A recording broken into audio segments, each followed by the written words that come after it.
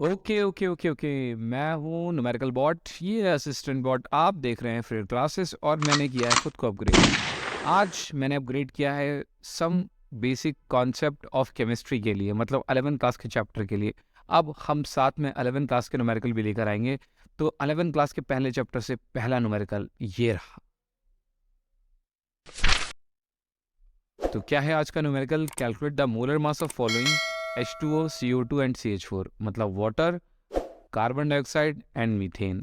सबसे पहले वाटर को लेते हैं, तो H2O, इसको तोड़ेंगे तो क्या क्या निकलेगा? तो 2H और एक O निकलेगा। अब एक हाइड्रोजन एटम का मास कितना होता है? 1 म्यू होता है। और एक ऑक्सीजन एटम का मास कितना होता है? 16 म्यू होता है। ठीक है, म्यू क्या होता है? यूनिफाइड मास। क्या होता है? यूनिफाइड मास।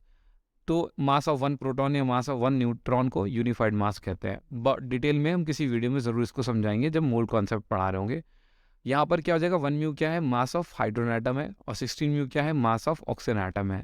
इनको एडअप करेंगे तो क्या हो जाएगा? 2 म्यू प्लस 16 म्यू गिव्स क्या है? 18 म्यू। अब ये 18 म्यू क्या आ गया? क्योंकि दो सबका मास जोड़ दिया आपने, दो हाइड्रोजन और एक ऑक्सीजन का मास जोड़ा, तो क्या बन गया?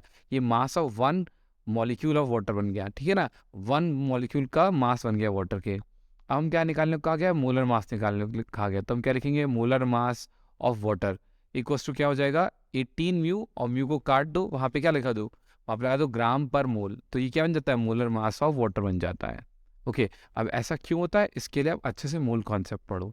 सही है ना? आई होप आपको न्यूमेरिकल समझ में आ गया होगा कि आपको क्या निकालना होता है। आपको एक मॉलिक्यूल का मास निकालना होता है और फिर जहाँ पे म्यू लिखा होता है वहाँ पर आपको ग्राम पर मोल लिख देना होता है, आपका मोलर मास बन जाता है। ओके, आई होप बहुत ईजिली समझ में आ गया होगा। अब आगे चलते हैं, हम क्या करेंगे? हम यहाँ पे निकालेंगे अब कार्बन डाइऑक्साइड का। ठीक है ना, मोलर मास। चलो आगे चलते हैं। चलो मास ऑफ कार्बन डाइऑक्साइड निकालते हैं। तो CO2, कितनी चीज़ लगी हुई इसमें? इसमें लगा हुआ है एक कार्बन एटम और दो ऑक्सीजन एटम। अब एक कार्बन एटम का मास क्या होता है? तो इसे हम लोग बोलते हैं 12 म्यू। क्या होता है? एक कार्बन एटम का मास 12 म्यू होता है। और 16 क्या होता है? ऑक्सीजन एटम का मास। और 16 क्या होता है? ऑक्सीजन एटम का मास होता है। तो कितना हो जाएगा? 16 म्यू। तो ये एक ऑक्सीजन एटम का मास हो गया। इन दोनों को ऐड करेंगे मल्टीप्लाई करके यहाँ पर 2 से 16 की, तो मास ऑफ वन क्या निकल आएगा?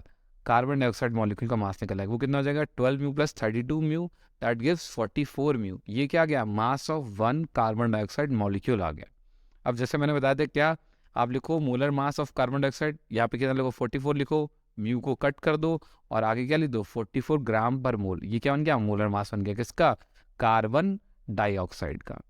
तो कैसे करा मैंने? कार्बन का, एक कार्बन का मास लिखा, फिर एक ऑक्सीजन का मास लिखा, ऑक्सीजन दो बार, दो से मल्टीप्लाई करी, 32 बन गया म्यू, और यहाँ 1 से मल्टीप्लाई करे तो 12 म्यू रहा, दोनों को जुड़ा 44 हुआ, म्यू हटाया, ग्राम पर मोल लगा दिया, मोलर मास बन गया।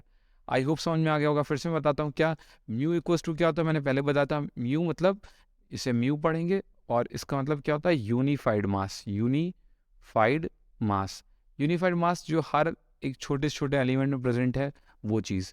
और क्या प्रेजेंट है सबसे छोटे एलिमेंट में भी? वो प्रेजेंट है क्या?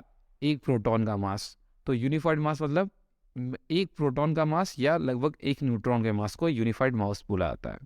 ओके, चलें आगे। अगली चीज़ करते हैं फटाफट से, लास्ट वाला, मीथेन। तो मीथेन है CH4।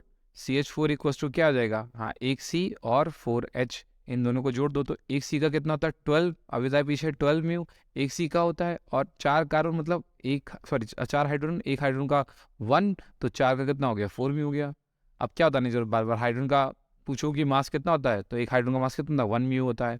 ठीक है ना, और एक कार्बन कितना होता है? 12 म्यू होता है। तो आपने तीन चार लोगों के मास याद कर लिए।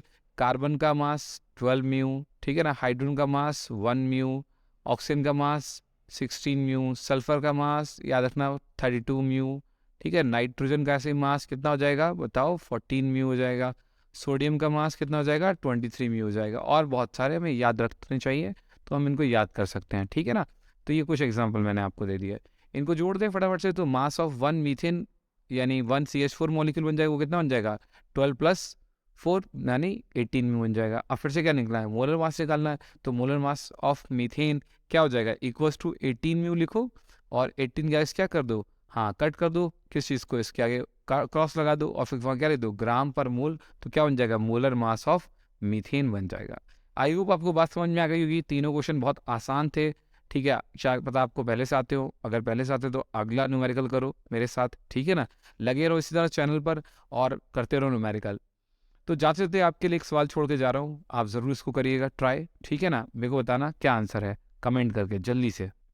तो लाइटेस्ट गैस कौन सी है, हैवीएस्ट गैस कौन सी है, और लाइटेस्ट मेटल कौन सा है, और हैवीएस्ट मेटल कौन सा है। आज का मेरा क्वेश्चन यही है।